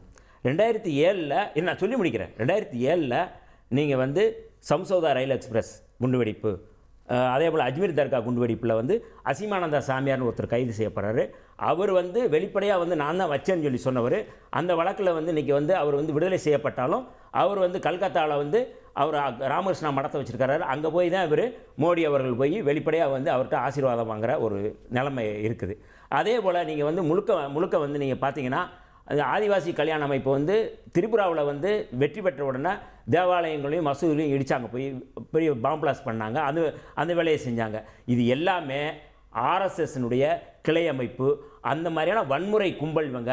அந்த வன்முறை கும்பலுடைய இன்னொரு வடிவம் தான் இந்து முன்னணி. நான் ஆதாரங்களோட சொல்கிறேன். நான் எந்த இடத்துல நான் இது மாதிரி ஏதாவது ஒன்று சொல்லுங்களேன், இந்த மாதிரி பண்ணியிருக்கிறாங்க அப்படின்னு சொல்ல சொல்லுங்கள். அதோட முதல் படுகொலை வந்து சுதந்திர இந்தியாவில் முதல் படுகொலை காந்தியார் படுகொலை. அந்த காந்தியார் படுகொலைக்கு சம்மந்தப்பட்டவர் யார்? நாதுராம் கோட்சே. அந்த நாதுராம் கோட்சே இவங்க என்ன தேசபக்தர்னு சொல்கிறாங்க. அந்த படுகொலைக்கு பின்னாடி இருந்தவர் சாவர்கர். அவர் இன்னைக்கு வந்து வெளிப்படையாக வந்து சுதந்திர போராட்ட வீரர். இவங்க வன்முறை பயங்கரவாத கும்பலாக இருக்கிறவங்க இப்படி நடக்கும்போது அதனால தான் அம்பேத்கர் சொன்னார், இவர்கள் பேசுவதெல்லாம் துறவியை கூட பேசுவார்கள், ஆனால் செய்வது எல்லாமே கசாப் கடைக்காரர்கள் கூட செய்வாங்க. அப்படிங்கிறதுனால வன்முறையினுடைய மொத்த வடிவம், பயங்கரவாதத்துடைய மொத்த வடிவம் பாஜக அப்படிங்கிற குற்றச்சாட்டுக்கு நான் பதில் சொல்லிடுறேன். ரெண்டாவது, இவர்கள் செய்யறது என்னன்னா, இந்த மாநாடு பத்தி நான் சொல்றேன். இந்த முருகன் மாநாடு இவங்க தமிழுக்கு நாங்க முக்கியத்துவம் கொடுக்கிறோம், தமிழ் கடவுள்னு சொல்லி சொல்றாங்க. என்னுடைய கேள்வி, கீழடி அப்படிங்கிறது ரொம்ப முக்கியமானது. தமிழர்களுடைய தொன்மை 2800 ஆண்டுகளுக்கு முன்னாடி வந்து இரும்பை வந்து பயன்படுத்தி இருக்கிறான். அங்கே அன்னைக்கு வந்து எப்படி வந்து அங்கே ரூரல் நகரம் எப்படி இருந்தது அப்படிங்கிறதெல்லாம் வந்து கண்டுபிடிச்சிருக்கிறான். அதை வந்து மரியாதைக்குரிய அமர்நாத் ராமகிருஷ்ணன் வந்து கண்டுபிடிச்சு அறிக்கை கொடுக்குறாரு. இவங்களுக்கு என்ன இருக்குது அதில்? ஒரு ஆய்வு தானே. உடனே அவரை மாற்றுறாங்க. தமிழ் மீது அக்கறை இருக்குது அப்படின்னா கீழடி இவங்க அங்கேயே இருக்குது, என்ன அவர்களுக்கு இருக்குது? ஆனால் இல்லாத சரஸ்வதி நதிக்கு 2015 50 கோடி ரூபா நிதி ஒதுக்குறாங்க. சரஸ்வதி நதி இருக்காங்க, சரஸ்வதி நதி வந்த கதை தெரியுமா? அதை பத்தி பேசலாமா? அந்த புராணத்தை பத்தி பேசலாமா? அசிங்கமா இருக்காத? நாங்க சொன்ன இந்த அவையில நான் பேசினா அது அசிங்கமா இருக்காதா? சரஸ்வதிக்கு எதுக்குங்க வந்து நீங்க வந்து 50 கோடி நிதி ஒதுக்குனீங்க? அது இல்ல 2015 50 கோடி நிதி ஒதுக்குனீங்களா? சரஸ்வதி நதியை கண்டுபிடிச்சிட்டீங்களா? அந்த நிதி எங்க போச்சுன்னு ஏதாவது சொல்ல முடியுமா? இவ்வளவு மோசமா வந்துக்கிட்டு இவங்க தமிழ் கடவுளை பத்தி இவங்க பேசுறாங்க அப்படின்னா வன்முறையை தவிர இவங்களுக்கு வந்து ஒண்ணுமே இல்லைங்க. ஒரு அரசியல் இருங்க, மாநாடு நடத்துறாங்க, அரசியல் செய்யறாங்கல்ல. தமிழ்நாட்டுக்கு தமிழர்களுக்குன்னு ஏதாவது கோரிக்கைக்கு மாநாடு நடத்திருக்காங்களா? இந்தியா முழுக்க கேட்குறேன். பாஜக நடத்தின எல்லா மாநாடும் சொல்றேன், எங்க போனாலும் மதத்தை தான் தூக்கிட்டு வருவாங்க. அங்க ராமர், இங்க ஜெகநாதர், அங்க ஐயப்பன், இதுதான் நடத்துறாங்க. இங்க வந்து தமிழர்களுக்கு வந்து இங்க வந்து இந்த நீட்டு தேர்வு வேணாம் அப்படின்னு சொல்லி ஒரு மாநாடு நடத்தட்டும். நீங்க வந்து தமிழர்கள் இல்ல நாங்க தமிழர்களுடைய நிலைப்பாடு என்னங்கிறது பாருங்க. நீங்க தமிழ்நாட்டுல வந்து கோரிக்கை வைக்கிறோம் அப்படின்னு பேசுங்க. அந்த முழுக்க இவங்க வந்து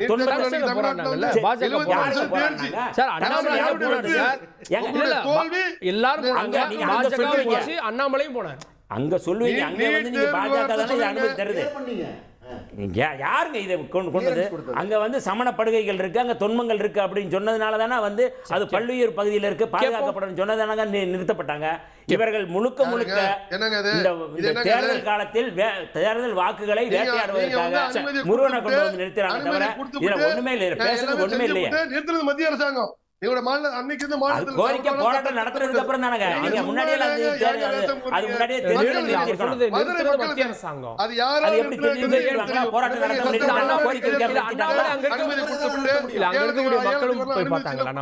அதுதாங்க முன்னாடியே தெரியாதா? மக்கள் தெரியுது யாரால் தடுத்துப்பட்டதுன்னு மக்கள் தெரியும். டிடிஎஸ் ரவிச்சந்திரன்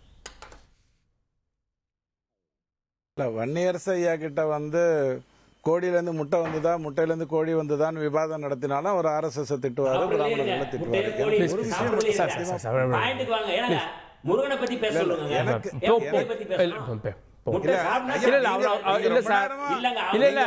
சம்பந்தமில்லா டிபேட்டுக்கு கூட நீங்க RSS இழுக்கிறீங்கன்னு சொல்ல வர்றாரு. இல்ல அவர் உதாரணத்துக்கு சொல்றாரு சார், முட்டை எல்லாம் உதாரணத்துக்கு சொல்றாரு. அதுதான் தலைப்பு. ரவிச்சந்திரன் இல்ல முருகர் மாநாடை பத்தி பேசுறேன், அதுதான் தலைப்பு. எனக்கு என்ன புரியலன்னா, தமிழுக்கு நீங்கள் என்ன செய்தீர்கள்? அனைத்து சாதியினரும் அர்ச்சகராக்கினீங்களான்னு கேட்டா எனக்கு அது புரியல. அர்ச்சகருங்கிறது சிவாச்சாரியார்கள் தான், பிராமணர்கள் இல்ல. நல்லா புரிஞ்சுக்கோங்க. அது வன்னியரசு ஐயாவுக்கு நல்லாவே தெரியும். ஆகம கோவில்களில் என்ன பண்ணணும் நீதிமன்றம் சொல்லியிருக்கு, அதுதான் பண்ணியிருக்கோம். உடனே கோட்சேவை கொண்டு வர்றாரு. வன்னியரசு ஐயாவுக்கு நல்லா தெரியும் இந்து மகாசபா தான் முதல்ல வந்தது, பின்னாடி வந்தது தான் RSS. இந்து மகாசபால வந்து சோம்நாத் சாட்டர்ஜியோட அப்பா தான் தொடங்கினார், கம்யூனிஸ்ட் தலைவர் சோம்நாத் சாட்டர்ஜியோட அப்பா தான் தொடங்கினார். கோட்சே இருந்தது இந்து மகாசபால தான். அதனால கம்யூனிஸ்ட் தோழர்கிட்ட போய் கோட்சேவை பத்தி அவர் கேட்டுக்கிட்டோம். இப்ப கேள்வி என்னன்னா, தேர்தலுக்காக இது நடத்துகிறீர்களா அப்படின்னு கேட்டா, நான் ராவை மட்டும் மாத்துறேன், தேர்தலுக்காக நடத்துகிறேன். இந்தியாவில் இருக்கக்கூடிய, தமிழகத்தில் இருக்கக்கூடிய 35% இந்துக்களை தேற்றுவதற்காக நாம நடத்துறோம் அப்படின்னு நான் எடுத்துக்கிறேன். குன்றம் காக்கங்கிறதுக்கு எங்க அவசியம் வந்தது அப்படின்னு கேட்கிறாரு. சிக்கந்தர் மலைங்கிற வார்த்தையை பயன்படுத்துறாரு. என்னுடைய கேள்வி என்னன்னா, ரைட்டர் பிரபாகரன் இதை அழகா கேட்டாரு. ஒரு மத தளத்திற்குள் போனால் அங்கே துர்நாற்றம் வீசக்கூடிய அளவில் போகக்கூடாதுன்னு குரான் சொல்லியிருக்கு. அப்படின்னா வெங்காயமோ பூண்டோ சாப்பிட்டுட்டு போக முடியாது. அப்படி இருக்கும்போது அங்கே எப்படி பிரியாணியை நீங்கள் மத தளத்தில் வேற இடத்துலலாம் பத்தி கேள்வி இல்லை, அசைவ சைவ விவாதமே இது இல்லை. குரானில் சொல்லப்பட்டிருக்கிறது இந்த இடத்தில் இப்படி துர்நாற்றத்தோடு போகக்கூடாதுன்னு சொல்லியிருக்கு. யார் தொடங்கி வைத்தா அந்த குன்றம் காக்க அப்படிங்கிற வந்து அசாதாரண சூழ்நிலை யார் தொடங்கி வைத்தா? சம்பந்தமே இல்லாமல் ஒருத்தர் போய் பிரியாணி சாப்பிட்றாரு. உடனே ஒரு விவாதமாக மாறுகிறது. போலீஸ் கோர்ட்டினுடைய உத்தரவு வரல, மக்கள் வந்து அமைதியா இருக்காங்க. கோர்ட்டு வந்த மறுநிமிடம் அங்க வந்து மக்கள் வந்து பொங்கி எழுந்து வருகிறார்கள். அங்க மட்டும் இல்ல, சென்னிமலையிலும் இதே மாதிரி தான் வந்தாங்க. சோ நாம என்ன சொல்ல வர்றோம், இது தேர்தலுக்கான மாநாடுன்னு எடுத்துக்க வேண்டிய அவசியம் இல்ல. வந்தாங்க நீங்க சொல்றீங்க, வரவழைக்கப்பட்டாங்கன்னு அவங்க சொல்றாங்க சார். வந்தாங்க நீங்க சொல்றீங்க, ஆனா அதை கேட்டு பாருங்க, நீங்க வரவழைக்கப்பட்டாங்க. நீங்க இல்ல பாருங்க, திமுக மாநாடையே நீங்க தொடர்ந்து பார்த்துட்டு இருக்கிறதுனால வரவங்க எல்லாம் வரவழைக்கப்பட்டார்கள் அப்படிங்கிற ஒரு அபிப்பிராயம் உங்களுக்கு இருக்கிறத பத்தி எனக்கு ஆட்சேபணம் இல்லை. ஆனால் பொதுவாக பக்தர்கள் வராங்கன்னா அவங்களா தான் வருவாங்க. என்னுடைய கேள்வி என்ன அப்படின்னு சொன்னா, பழனி மலையை பார்ப்பனர்கள் எடுத்துக்கொண்டு விட்டார்கள்னா எங்க எடுத்துக்கிட்டாங்க? அவங்க குருக்களாக இருக்காங்களா அல்லது அந்த ஸ்தபதியாக இருக்காங்களா? அவங்க தான் அந்த கமிட்டியில முக்கியமான பொசிஷன்ல இருக்காங்களா? இதுல பிராமணர்கள் எங்கே வந்தாங்கிறது எனக்கு சொல்லுங்க. ஆனால் சேகர் பாபு ஐயா கிட்ட கேட்டீங்கன்னா வேணா, வகாப் அதாவது இத்தனை நிலங்களை நான் மீட்டு கொடுத்தேன் அப்படின்னு அவர் சொல்லும் பொழுது 1.5% பிஜேபி அன்பர்களிடம் ஈட்டு கொடுத்ததாக அவர் சொன்னார். பேரெல்லாம் சொன்னார், இவங்க கிட்ட கொண்டு வந்தாரு. அந்த நிலத்தின் பகுதி 1.5%. மீதி 98% யாரிடம் இருந்ததுன்னு கேட்டா வகாப் போர்டினுடைய நிலத்தில் இருந்து தான் மீட்டு கொடுத்தோம்ங்கிறத அவர் சொல்லியிருப்பாரு. இன்னும் அதை பத்தி நம்ம கேட்கல. கேள்வி என்னன்னா, பக்கத்துல இங்க மூணாறுல ஒரு ஆலயம் இருக்கும், ஒரு கோவில் இருக்கும், ஒரு தர்கா இருக்கும். பக்கத்துல தான் இருக்கும். ஒன்றுக்கு ஒன்று போகின்றோங்கிற அவசியமும் இல்ல, போக கூடாதுங்கிற நிர்பந்தமும் இல்ல. ஆனால் அங்க யாரும் அப்படி போக மாட்டாங்க. நான் சொல்றது மூணாறுல. கேள்வி என்னன்னா, நான் மாமா மச்சானா பழகிறதுங்கிறது வேற, என்னுடைய கடவுளுங்கிறது வேற, உன் கடவுளுங்கிறது வேற. உன் நம்பிக்கை வேற, என் நம்பிக்கை வேற. நானும் நீயும் மாமன் மச்சானா பழகலாம். அதுல எந்த மாற்று கருத்தும் இல்ல. நம்ம இந்தியர்கள் தானே. இல்ல வேறதான் சார். இல்ல மத நல்லிணக்கம்ன்றது இல்ல சார். மத நல்லிணக்கம்ன்றது கோவிலுக்கு போறதுக்கு முன்னாடி தர்காக்கும் போயிட்டு போறாங்க, அப்படி ஒரு நடைமுறை இருக்கு. அதுதான் மத நல்லிணக்கம்ன்றோம். அங்க போறவங்க ஏன் இங்க போறீங்கன்னு கேட்கறது தான் மத அரசியல்ன்றாங்க. கரெக்ட். போகின்றவர்கள் போகக்கூடாதுன்னு சொன்னா தான் அது மத அரசியல். போகின்றவர்களை தடுக்கல. எல்லாரும் இப்ப முருகர் மாநாட்டுக்கு இந்துக்களை மட்டும்தான் நம்ம அழைத்திருக்கோமா? யார் வேண்டுமானாலும் வரலாம். எனக்கு தெரிந்த தமிழகத்தில் ஒரு மிகப்பெரிய ஒரு அமைப்பு இருக்கு, ஒரு ட்ரஸ்ட் இருக்கு. அங்க பிராமணர்கள் மெம்பர் ஆக முடியாது, பேர் சொல்ல விரும்பல. அங்க வந்து அதுக்கு சரத்தே இருக்கிறது, பிராமணர்கள் மெம்பர் ஆக கூடாதுன்னு சரத்தே இருக்கு. ஆனா இங்க அப்படி எதுவும் சொல்லல. இந்தியர்களை தான் அழைக்கிறோம், பக்தர்களை தான் அழைக்கிறோம். இங்க யாரையும் நம்ம தடுக்கல. அதை நீங்க முதல்ல புரிஞ்சுக்கோங்க. நான் ஏற்கனவே உங்களுக்கு சொன்ன மாதிரி ஒரு மலையில் நீங்கள் தேவையில்லாமல், அதாவது பிரிட்டிஷ் காலத்திலேயே கொடுக்கப்பட்டிருந்த கார்கே, நீங்க கூட ஒரு 2-3 நாளைக்கு நடந்த ஒரு விவாதத்தில் அந்த பிரிவி கவுன்சில் கொடுத்த ஒரு தீர்ப்பு, அதுக்கப்புறம் வேற தீர்ப்பு வந்தது அப்படிங்கிற மாதிரி சொன்னீங்க. ஆனால் அது உண்மை இல்லை. அந்த ஒரிஜினல் தீர்ப்புல சொல்லப்பட்டிருக்கிறது இது முருக பக்தர்களுக்கான இடம் அப்படின்னு சொல்லிட்டாங்க. அதுக்கப்புறம் அந்த வழக்குகள்லாம் எப்படி தெரியுமா வந்தது? நான் காம்பவுண்ட் வால் போட போறேன்னு ஒரு வழக்கு வந்தது. அதை இந்துக்கள் தடுத்தாங்க. கோர்ட்டு சொல்லிச்சு இல்லைங்க, அவங்க காம்பவுண்ட் வால் போட்டுக்கிட்டோம். அப்படித்தான் வழக்குகள் வந்ததே ஒழிய அந்த மலை யாருக்கு சொந்தம்ங்கிறதுல எந்த குழப்பமும் இது வரைக்கும் வரவே இல்லை. இந்தியர்களுடைய கடவுளாகத்தான் இங்க எல்லாரையும் இருக்கிறதுக்கு பாக்குறோம். அவங்களுக்கு ஒரு கடவுள் இருக்கு, குலதெய்வம்னு ஒண்ணு இருக்கு. அப்படிங்கறத நீங்க புரிஞ்சுக்கோங்க. தமிழ் கடவுள் அப்படிங்கறத நீங்க ஒத்துக்கிட்டீங்க அப்படின்னு சொன்னா அதற்கு பிறகு நான் பேசுறேன். நான் தமிழ் கடவுள்னு நான் பார்க்க வேண்டிய அவசியமே இல்ல. கடவுள்ல வந்து தமிழ் கடவுள் மலையாள கடவுள்னா கிடையாது, குலக்கடவுள் தான் உண்டு. அதை புரிஞ்சுக்கோங்க. அர்ச்சகர்களாக எல்லாரையும் கொண்டு வரணுங்கிறதுக்கும் தமிழை வாழ வைக்கிறதுக்கும் என்ன சம்பந்தம்ங்கிறது எனக்கு தயவு செஞ்சு சொல்லுங்க. அதுக்கு எதுக்கு சம்பந்தமே கிடையாது. யாரு வேண்டுமானாலும் அர்ச்சகராகலாம் அப்படிங்கிற கோர்ட்டு தீர்ப்பை வரவேற்றுக் கொள்ளுங்க. ஆகம கோயில்களுக்கு மட்டும் ஒரு ஆகம கோவிலில் இருக்கக்கூடிய ஒரு குடும்ப பரம்பரை இன்னொரு ஆகம கோவிலில் போய் இருக்க முடியாது அப்படிங்கிறது தான் உண்மை. அது ஹிந்துவா இந்தியனா வேற மதமாங்கிறது கவலையே கிடையாதுங்கிறத தயவு செஞ்சு புரிஞ்சுக்கோங்க. கந்த சஷ்டி கவசத்தை நீங்கள் அவமானப்படுத்தினீர்கள், அவமானப்படுத்தினவர்களை வாழ்த்தினீர்கள். அதற்காகத்தான் 5 லட்சம் பேர் கந்த சஷ்டி கவசம் பாடப்போகிறார்கள் என்பதை நீங்க உணர்ந்து கொள்ளுங்க. சரி, கேட்போம். இதனுடைய அடிப்படை அப்படின்றது அமித்ஷா சொல்றாரு. நீங்க வந்து சிக்கந்தர் மலையை சிக்கந்தர் மலைன்னு நீங்க சொல்றீங்க. இது ஒரு வாக்கு வங்கி அரசியலுக்காகன்னு டைரக்டாவே குற்றச்சாட்டை அமித்ஷா முன் வச்சார் மதுரையில். அதனுடைய தொடர்ச்சி அதை பார்க்கல. குஜராத்தில் கோத்ரால எரிச்சு கொண்டவங்களுக்கு அப்படிதான் தெரியும். மத கலவரத்தை முதல்ல துவக்கி வச்ச குஜராத்தில் இருந்து வர்ற அமித்ஷா அவர்களுடைய பார்வை அப்படித்தான் இருக்கும். இங்கேயும் அப்படி ஏதேனும் ஒரு வாய்ப்பு கிடைத்து விடாதா? இங்க இருக்கக்கூடிய இஸ்லாமியர்கள் மீது இங்க இருக்கக்கூடிய தமிழர்களை தூண்டிவிட்டு அதை மத கலவரமாக மாற்ற முடியாதாங்கிற முயற்சியில் அவர் அந்த விதையை இங்கு விதைப்பதற்கான முயற்சி செய்திருக்கிறார். இது பெரியார் மண், அதற்கெல்லாம் இடம் கொடுக்காது. சப்போர்ட் பண்ணுதுன்றார் சார். யாரு சப்போர்ட்? வாக்கு வங்கி அரசியலுக்காக ரொம்ப முக்கியமா பார்க்கணும். நான் ஒரு கருத்தை நான் பதிவு பண்ணிடுறேன். நான் ரொம்ப முக்கியமா நான் ஒன்று சொல்றேன். இவர்கள் தமிழ்நாட்டில் இருக்கக்கூடிய கடவுள் மீது செலுத்துகின்ற அக்கறை. பேசுமா நான் குறுக்க பேசுறேன். உங்க வாய்ப்பு வரும்போது பேசுங்க. உள்துறை அமைச்சரை பார்த்து இந்த குற்றச்சாட்டை வைக்கிறீங்க. அந்த மாநிலத்தில் நடந்த நிகழ்வு தான் சொல்லியிருக்கேன். மதக்கலவரம் நடத்துறீங்கன்னு உள்துறை அமைச்சர் அவர் சொல்றதுக்கான அர்த்தம் அதான் சொல்லுது. நீங்க எப்படி நீங்க வந்து நீங்க பிரிவினையை தூண்டுகிற வார்த்தை தான வெறுப்பரசியல தான பேசுறீங்க. இல்ல வேற என்ன அர்த்தம்? நீங்க அத கேளுங்க. குஜராத் கலவரம் நடந்ததா இல்லையா? நடந்தது தானே சொல்லியிருக்கேன்.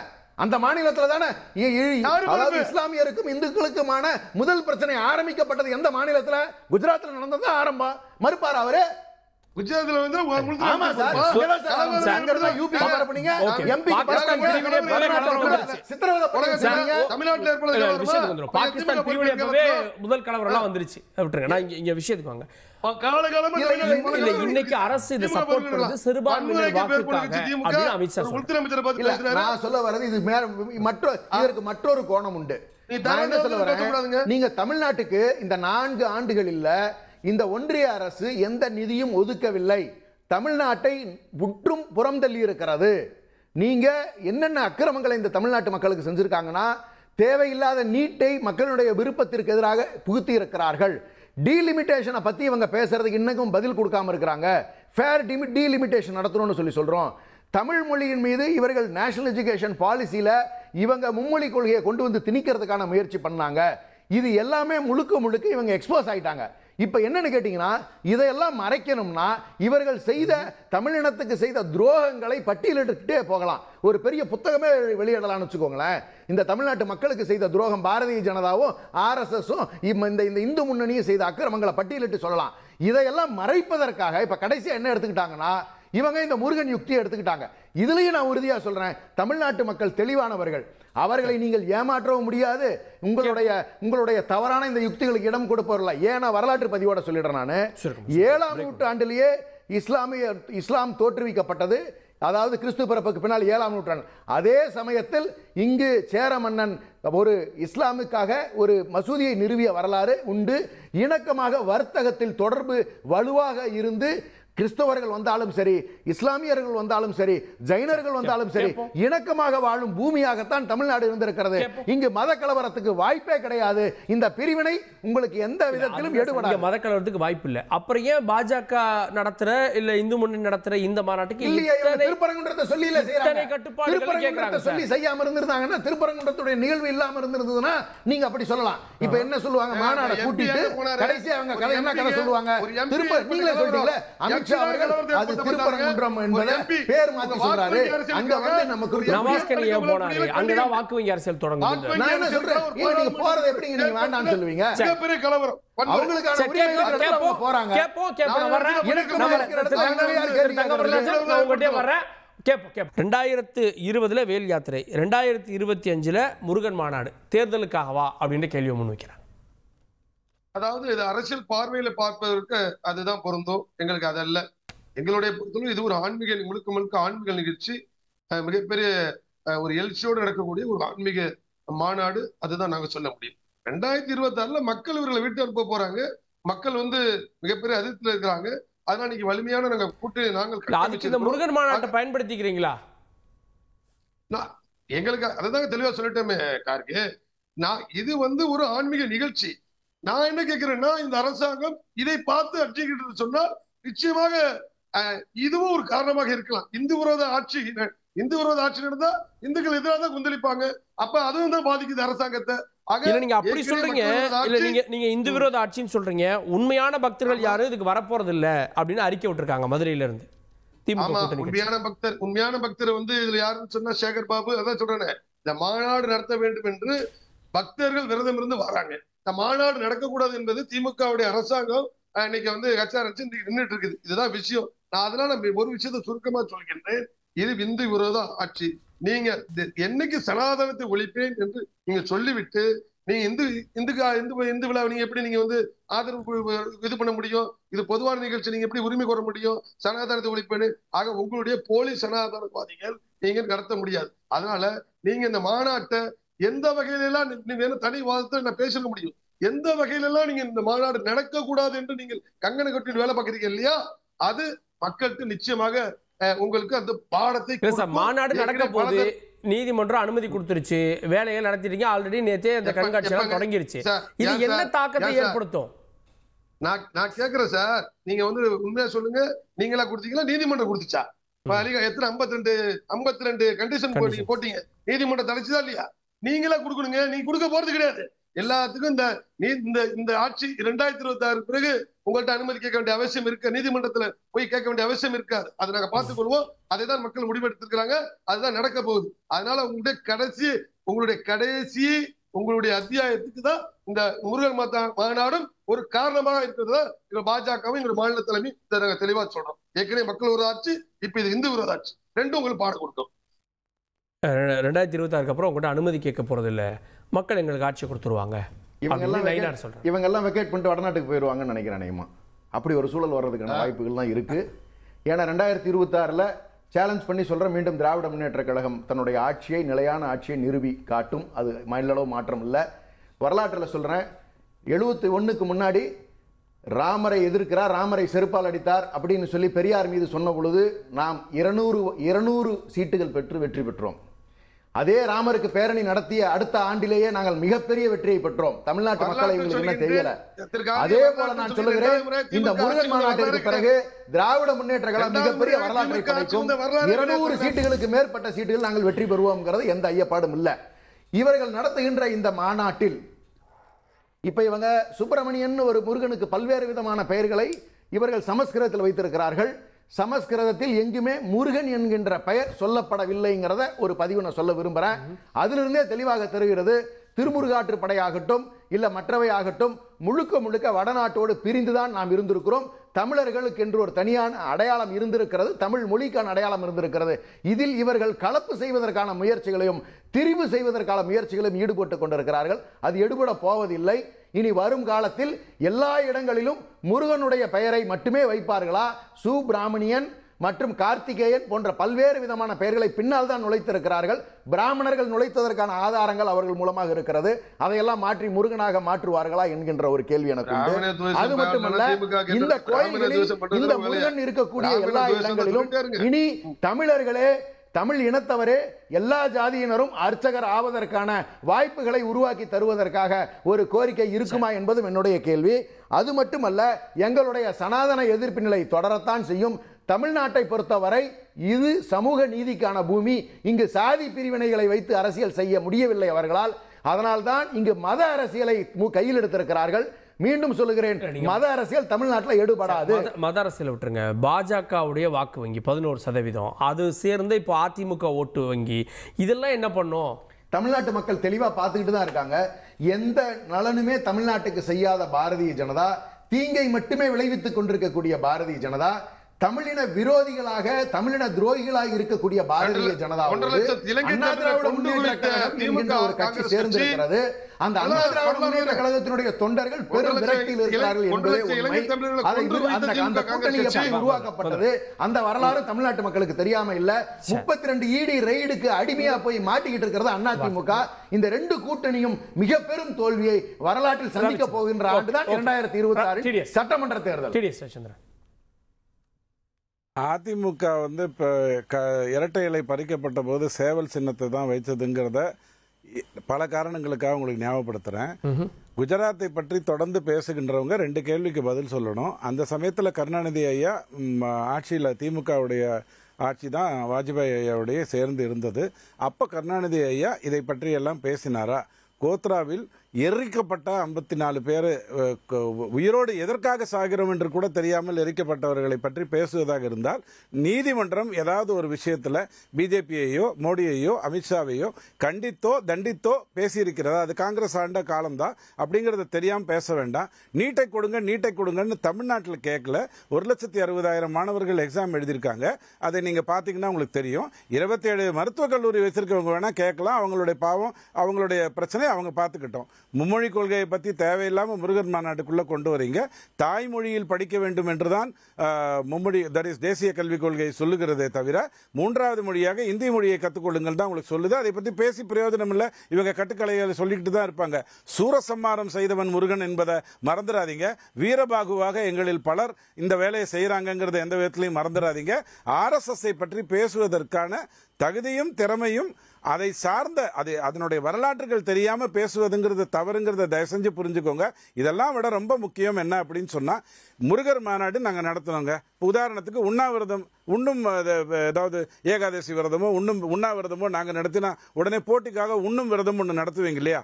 தைரியம் இருந்தால் ஈவே ராமசாமி ஐயாவுடைய கடவுள் மறுப்பு கொள்கையை வைத்து ஒரு மாநாடு மிக பிரம்மாண்டமாக திமுக நடத்த முடிந்தால், திக கிட்ட விட்டுறாதீங்க, திமுக நடத்த முடிந்தால் நடத்தட்டும். உண்ணும் விரதம் உண்ணாவிரதம் நடத்துற மாதிரி முருகர் மாநாட்டுக்கு நேரடியா கடவுள் மறுப்பு மாநாட்டை ஈவே ராமசாமி ஐயாவுடைய புகழ் பாடுகின்ற வகையில் திமுக நடத்திச்சுன்னு சொன்னா எனக்கு ரொம்ப சந்தோஷமா இருக்கும். அன்னில இருந்து ஆமாங்க பெரியார் மண்ணு தான் போல் இருக்கு அப்படின்னு நானும் ஒத்துக்கொள்வதற்கு ஆரம்பிச்சிடுவேன்.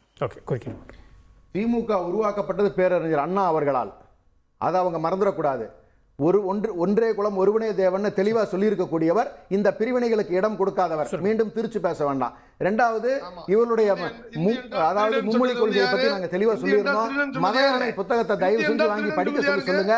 நேஷனல் எஜுகேஷன் பாலிசியில என்னென்ன அக்கிரமங்களை அவர்கள் செய்து வைத்திருக்கிறார்கள் அண்ணனுக்கு தெளிவா புரிய வரும். இதற்கான விளக்கங்களை நாங்கள் தெளிவாக சொல்லி இருக்கிறோம். இதை எல்லாத்தையும் மறைக்கிறதுக்கான வேலைகளை செய்ய வேண்டாம்னு தயவு செஞ்சு நான் சொல்றேன். அவரே ஒரு செய்தியை தவறாக சொல்கிறாரு. மரியாதைக்குரிய உள்துறை அமைச்சர் அமித்ஷா அவர்கள் விடுதலை செய்யப்பட்டது காங்கிரஸ் ஆட்சி காலத்தில் சொல்கிறாரு. சம்பவம் பெரிய படுகொலைகள், இனப்படுகொலை நடந்தது 2002 குஜராத் ஆட்சியில், குஜராத்தில் நடந்த பாஜக ஆட்சியில். விடுதலை செய்யப்பட்டு 14 பாரதிய ஜனதா கட்சி வந்த பிறகு தான் அவங்க விடுதலை செய்யப்படுறாங்க. நீதிபதி லோயா கிட்ட தான் வந்து அந்த வழக்கு போகுது. நீதிபதி லோயா மர்மமான முறையில் இறந்து போயிடுறாரு. இறந்த பிறகு அவங்க பையனை இல்லை அவர் தவறாக சொல்லும் போது ஒரு அவையில் கேட்கும்போது என்னங்க இப்படி தவறாக சொல்கிறாங்க, வன்னியரசு அமைதியாக உட்காந்துருக்கிறான்னு சொன்னாங்கன்னா அதுக்கு நான் பதில் சொல்ல வேணாமா? இருங்க மிஸ்டர் சொராபுதீன் என்கவுண்டர் வழக்கில் கைது செய்யப்பட்டவர் அமித்ஷா அவர்கள். ஆனால் பாரதிய ஜனதா ஆட்சியில் தான் அவர் விடுதலை செய்யப்படுறாரு. அதனால வந்து அவர் தவறான செய்தி சொல்றார். 1. 2வது, வாக்கு வங்கிக்காக அதுதாங்க அதுதான் சொல்றேன் நானு. காங்கிரஸ் ஆட்சி இல்லைன்னு சொல்றேன் நானு. பாஜக ஆட்சி சொல்ல சொல்லுங்க. கோத்ரா யாரு கொண்டு வந்தது? கோத்ரால கொண்டு வந்தது யாரு? எல்லாம் வந்து கரசேவர்கள் கொண்டு வந்தாங்க. வெடிமருந்து யாரு கொண்டு வந்தாங்க? வெடிகுண்டு கொண்டு வந்தாங்க. நீங்களே வெடிகுண்டு நீங்களே வந்து அதை கொண்டு வந்தீங்கன்னு நான் சொல்றேன். முழுக்க முழுக்க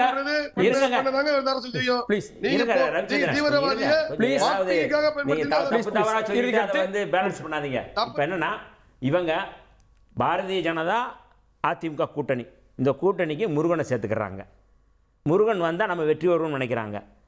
ஏன் வந்து ஃபைசாபாத் தொகுதியில் வந்து ராமர் இருக்கிற தொகுதி, ராமர் அங்கே தான் இருந்தார். ராமருக்காகத்தான் வந்து 2 முறை லல்லு சிங் அங்கே வந்து ஜெயிச்சாருன்னு சொல்லி பாஜக வந்து பெருமை பேசுனுச்சு. 2024 என்னாச்சு? சமாஜ்வாதி கட்சியினுடைய வேட்பாளர் வந்து அஸ்வதேஷ் பிரசாத் வந்து 54,000 வாக்கு வித்தியாசத்தில் வெற்றி பெறாரு. அவர் வந்து ஒரு தாழ்த்தப்பட்ட சமுதாயத்தை சேர்ந்தவர். ராமர் அவர் கை கொடுத்துட்டாங்களா? இப்போவும் நான் சொல்கிறேன், ராமர் பேரை சொல்லி அவர் வந்து வாக்கு கேட்டாங்க. ராமர் பேரை சொல்லி ஏமாத்துறீங்களாடான்னு கேட்டு ராமரே தோக்கடிச்சிட்டாரு.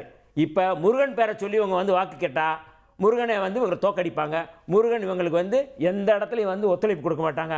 ஏனென்றால் முருகன் தமிழ் மக்களுடைய கடவுள், தமிழருடைய வழிபாடு செய்யக்கூடியவர். நான் கேட்குறேன், இந்த மாநாடு நடத்துகிறாங்க, ஒரு தீர்மானத்தை போட சொல்லுங்களேன். நான் கேட்குறேன், முருகன் என்ன சொன்னார்?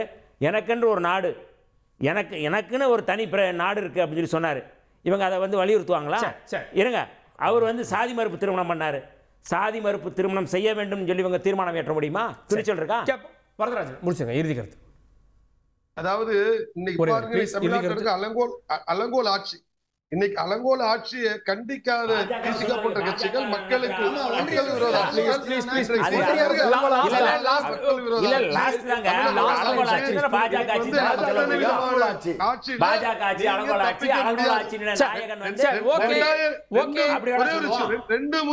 ரெண்டு முறை திமுக